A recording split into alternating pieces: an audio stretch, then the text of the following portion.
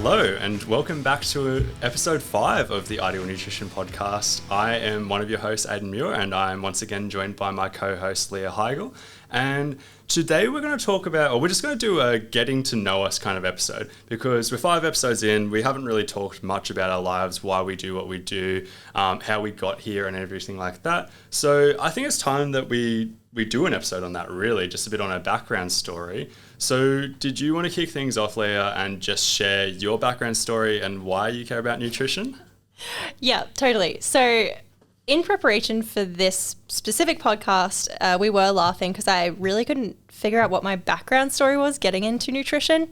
And it's something that I'm not so positive of why I started to care about nutrition, but I have, I guess, a theory. So growing up, my mum was a bodybuilder. She only competed a couple of times, but her life was very much based around strength training, and she always had a 6-pack. So nutrition was huge. I mean, I remember weighing out my food and tracking my macros from the age of 14. That's crazy. Which is ridiculous. Yeah. I would not advise that for a teenager. So unfortunately, I feel like my passion for nutrition started in maybe not the best place, in that it did come from this kind of point of disordered eating, unfortunately, which a lot of teenage girls experience. And that was within my household, and it wasn't super healthy. But in saying that, as I became a strength athlete and I started powerlifting, my relationship with food became a lot better. I appreciated nutrition as a science, and that's realistically why I care about it now. Yeah. So very different to what I started out as. But how about you? Yeah, so it's interesting because I still care about it for a lot of the reasons I started caring about it, but there is a few changes along the way as well. So I suppose starting with the background stuff, it's hard because I've told this story so many times in so many different podcasts and stuff like that. But the basic summary is that I was very skinny as a kid. I didn't have any form of disordered eating or anything like that. I wasn't bullied or anything like that. I just had I was pretty happy, but I liked sports, and outside of that, I thought getting jacked was going to solve a lot of problems. I didn't really have problems, but I was I'll just be so much more confident if I'm muscular or whatever. And I come from a pretty strict household in that, from a food perspective, it was fine. I think my parents did a great job from a relationship with food perspective. There was no dieting or anything that was going on. They didn't talk about food negatively or anything like that very much. But I had a strict household in that I wasn't allowed to go to the gym. It's a bit of a weird rule. That's interesting. Yeah, but I was always too young, and then by the time I turned 17, my parents were really big on HSC, and they were kind of if you get injured and you can't do your HSC, that's going to affect your future. So they were basically you can't play sport or go to the gym for a year. I was not allowed to play sport in case I broke my wrist or something like that. And that, I don't know, that triggered me. That frustrated me a lot. It still frustrates me, honestly, to this day. But basically, I wasn't allowed to go to the gym. And a lot of things I do in my life, even now, I feel stem from stuff I wasn't allowed to do as a kid. I still play guitar every single day, pretty much. And my parents set limits on how much I could play guitar. I play basketball. I love basketball, and they stopped me from playing basketball when I was 12 years old for a couple of reasons. I don't want to go too much into that, but they stopped me from playing basketball. That made me want to do that. They didn't let me go to the gym. So I started to fall in love with the gym because it was something I was held back from doing. And I started sneaking out when I was 17 years old to go to the gym. Yeah, it's so funny. I'd have a free period at school at the end of the day, and I wouldn't tell my parents about it. So I'd go to the gym, start lifting weights and stuff like that. I started a program called Starting Strength, which is a solid beginner program. But as you know, I was very skinny. I was 67 kilos, and I lost weight when I started lifting. And everybody else gets newbie gains and sees really quick progress. Yeah, that's when you gain the most muscle.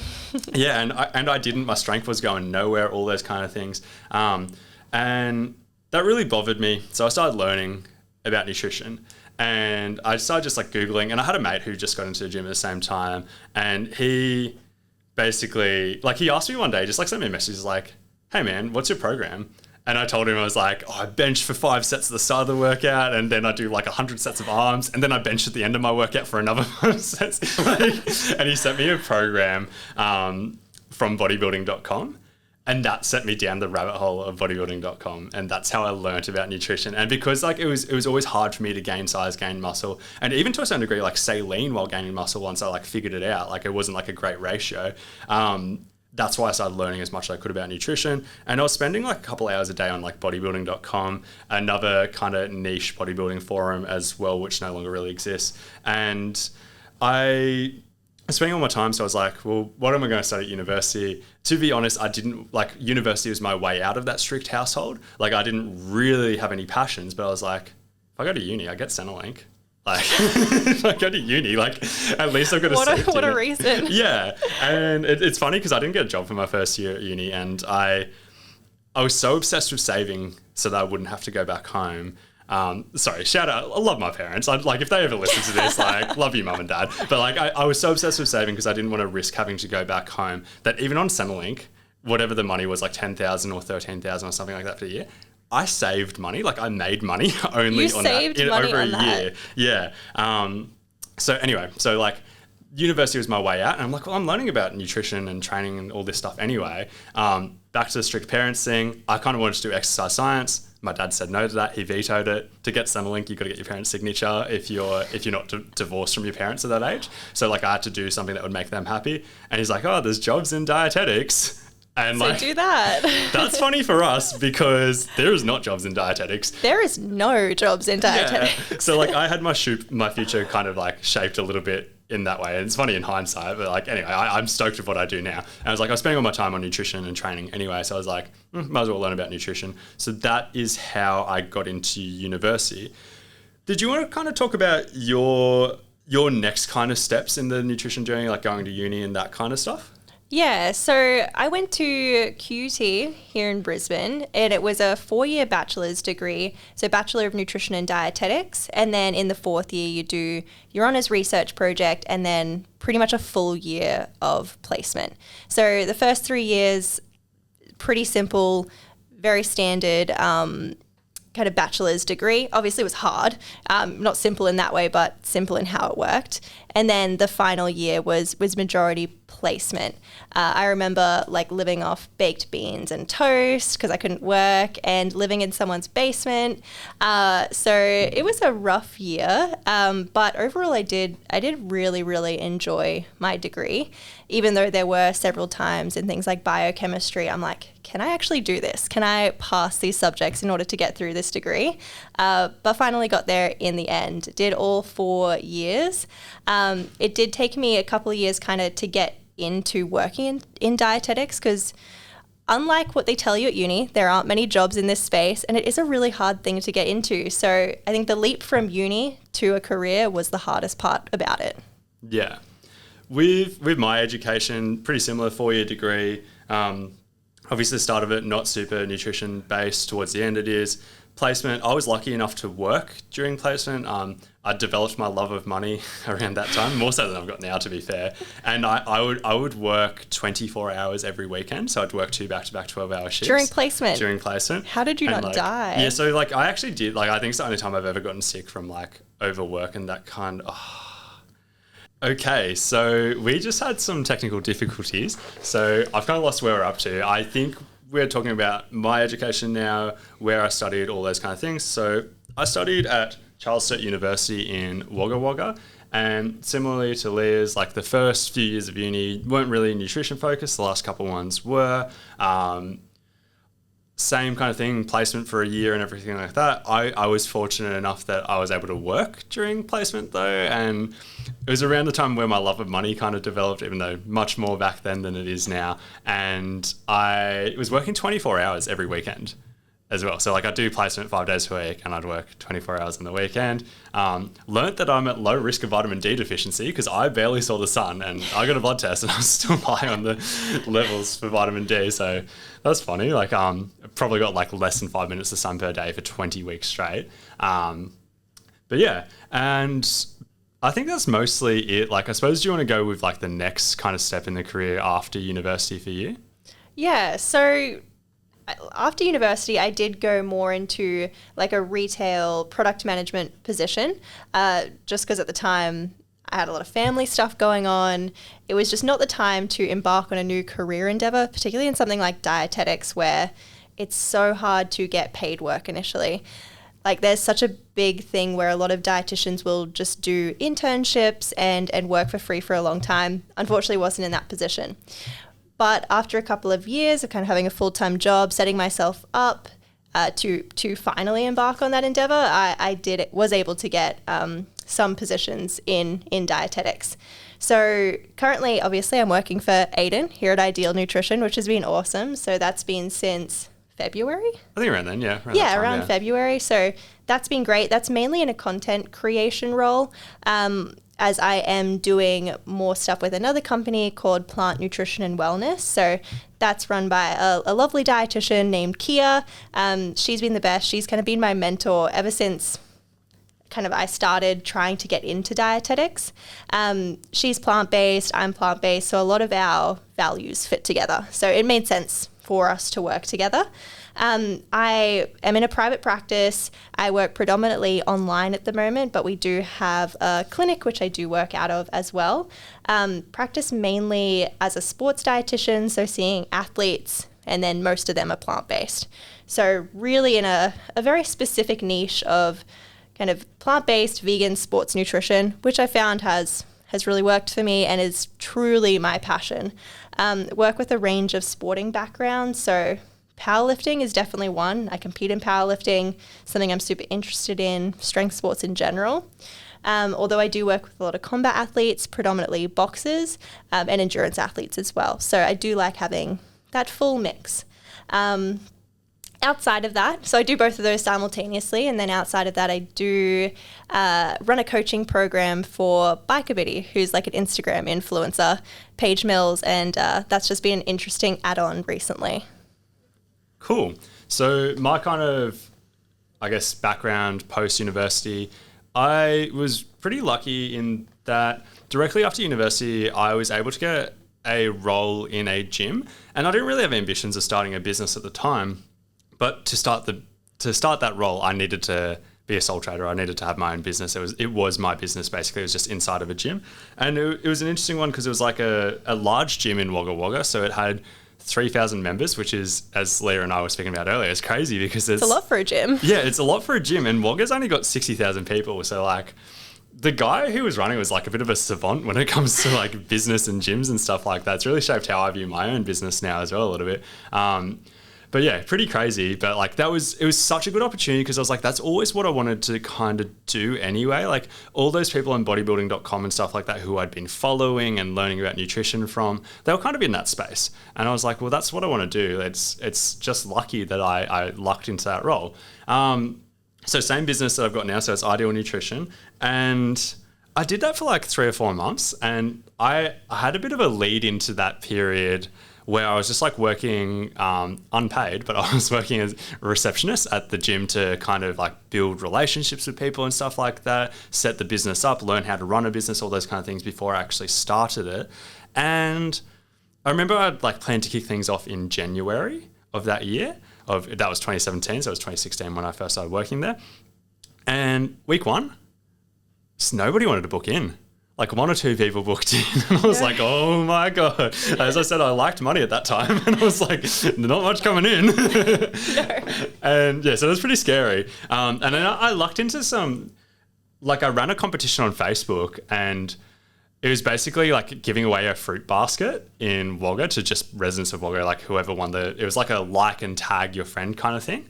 And it just blew up. Like, I boosted it for like $20 or $30 on Facebook, and it just like literally went out to 15,000 people in Wagga Wagga.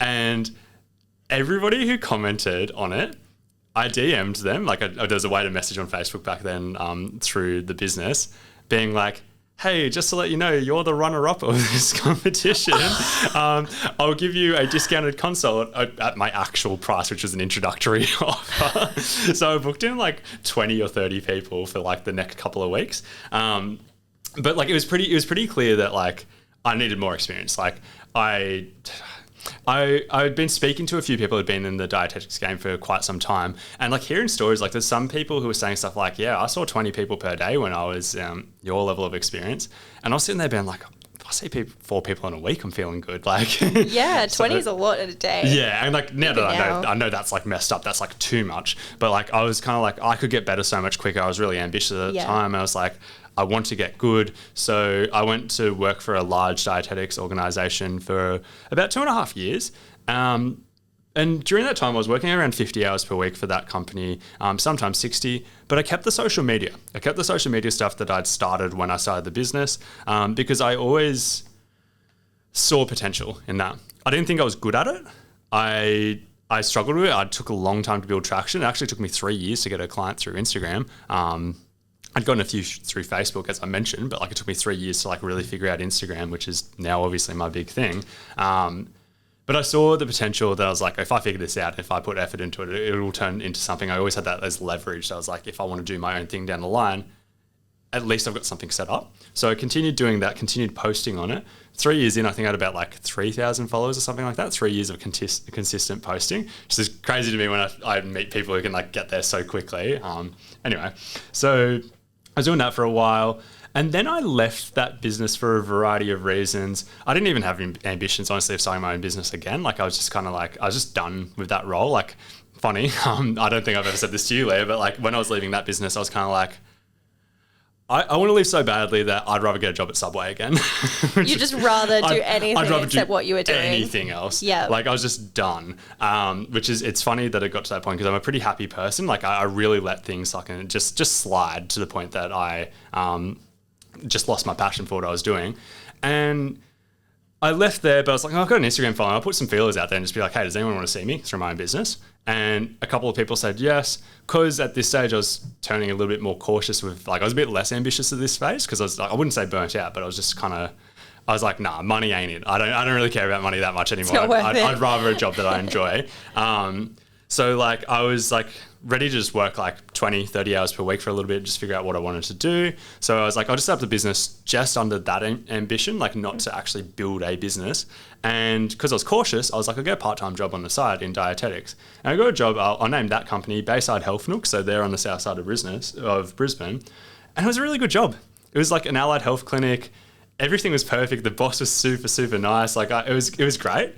But I was just done. I was just done working for other people. Like if I like got a suggestion from this well-meaning boss that had worked for the business previously, but I, for whatever reason, thought it wasn't going to work, it just frustrated me.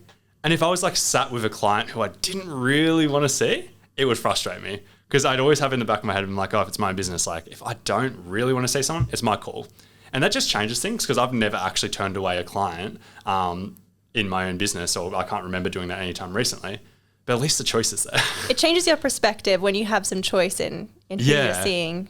Yeah. So like I stayed in that job for about 6 months, but the moment I was in a position where I was like, hey, the business is good enough that I'd rather make, I don't know, like whatever, the money in my mind, it was like $1,000 per week. That was my number. I was like, if I make that number, I'm set, I'm happy. So once it was like clear that was going to be kind of consistent, or like at some stage it looked like that was going to be consistent, I was like, I'm just going to do my own thing for a little bit. And then eventually after a little bit of time, I was like, okay, I'm going to start taking this seriously. I decided to rent a room out of Valhalla Strength, which is where we both train. So it's a powerlifting gym. And honestly, it's like a bit full circle because it's kind of like it's the place I want to be. Like it's just like that first job I got straight out of uni. Like I'm doing what I want to do now. Like there's the same thing. There's no like real ambitions. It's just like just continue doing what I'm doing, just slightly larger. Like that's really the goal. And yeah, pretty happy with things right now. Yeah, I remember you starting at Valhalla, and the time's gone really quickly. Yeah, it's been a while. Yeah, and it just fits. Like it was such a natural fit to me from my perspective. Yeah, it fits so well. You're already working with a lot of people that were training there, so it just made a lot of logistical sense. Yeah, 100%. And obviously that's how we met, so that was nice for me. Yeah, I got this gig out of that, so that's good. So I guess we'll kind of discuss a little bit about ourselves personally, like what we do outside of work, because I think that can be interesting for people to know. Obviously, both powerlifters. Mm-hmm. So I've been powerlifting for a few years now, but strength training, as I mentioned, like at the start of the podcast, since I was quite young. So I've always had an interest in strength sports, and powerlifting has definitely become one of my main hobbies. Outside of that, to be honest, like work and powerlifting are the main things I do. But outside of that, music is huge for me. So I'm like wearing a Death shirt now. I love heavy metal. I love pop punk. So music is a huge part of my aesthetic and who I am. And I think everyone is pretty aware of that by now. How about you? Yeah, so a few things. Powerlifting, obviously the same. Like I was always interested in strength training, stuff like that. Before joining Valhalla, I joined Valhalla when I moved to Brisbane from Wagga. So that was about, I don't know, like 2 years ago now, maybe a little bit over. I joined Valhalla because I was like, I just want to be surrounded by strong people. And getting surrounded by strong people was really good because it opened my eyes. And like I actually made the best progress in my life when I joined Valhalla. And I don't know, being surrounded by all these people who wanted to powerlift made me want to powerlift as well. So I started getting into that. Obviously, I love basketball as well. That's something that I want to do for as long as I can. I want to keep playing when I'm 40 is the goal. And I don't know, I just enjoy it. It's a different release as well. Like it's kind of like, even though I don't care about work as much or anything like that now, it's kind of like, that's the time when I'm not thinking about anything apart from the game. Like, it's I don't know, 40 minutes are just like pure joy. So pure joy. That's the way I describe it. So yeah, there's that. The other thing, as I said, like I think around my second year of uni, I started really like developing an interest in money. Like I kind of learned, I read this, it's funny now, but like I read this book, Rich Dad, Poor Dad. And like, it's funny because it's like, it's not even a real story. It's some guy who's like amalgamated multiple stories in his life to kind of like make a book, but he made it off like it was like a real story. But it's funny that like he mentioned stuff about like passive income and like financial independence, like getting to the point you've got enough money that you can like, you don't have to work. You could choose to continue working, but like you've got this passive income built up. And I don't know my thoughts on that now, but like that got me into investing. So even though I don't care about money as much now, I care about investing because it's like a game. Like it's just like a keeping score kind of thing. Yeah, you like stocks and crypto and all that stuff I find so confusing, but you're super into it. Yeah, so super into stocks, super into crypto, and a few other things like that. So those are my other interests. And I suppose the other thing is guitar. Like I play guitar most days. I don't care about getting good. Like I've played since I was like 14 or something like that. And that's just like another hobby that's like not something where it's like a competition to get good. It's just like, just play when I feel like it. So that's cool as well. But yeah, the other thing we want to talk about, I guess, is current plans, I guess, if there's any, or like goals for the podcast. Is there anything you want to touch on that? Do you have goals for the podcast or is that more me? Goals for the podcast? I mean, I'm just here to learn new skills, you know, try to produce the best podcast we possibly can. It was interesting in setting up all the equipment because I know a lot more about tech now than I did 2 weeks ago. So that's nice. But yeah, I guess the big goals for the podcast lie with you, man. Yeah, so that's the thing. There's not really big goals. Hey, like we were both just speaking about this like earlier on today about it's pretty intimidating doing a podcast. Like we both listen to some high level podcasts, like the one that shout out Sigma Nutrition Radio. The like, best. Yeah, like we were listening to Danny Lennon speak and we're like, nah, we can't do that. Like there's not a chance. And like that's kind of held me off from doing a podcast for ages. Like I've always been like, oh, if I'm going to do a podcast, I'm going to do a podcast. But this is the first time I've just been like, no, I don't really care. Like the whole, like all I want to achieve with this is like trying to put out some quality nutrition information in an easy to consume format. Just like there's some like influencers or whatever on social media who I follow, but I don't care. I don't follow their Instagram. I don't follow their other stuff. I don't spend time consuming their content. But when I'm driving, I listen to their podcast and I enjoy it. And that's basically all I'm trying to achieve here. Basically putting out something that's easy to consume for whether you're driving, training, walking, whatever. And if you like it, that's sweet. And I'm stoked to contribute in some way. But that's really the goal. There's no major ambitions. Yeah, anything you want to add? No, not really. Just happy to be here. Happy to be here. Yeah. That's it. Well, once again, thank you for listening. If you could please rate and review us on iTunes, that would be really appreciated as well. And thank you for listening, I guess.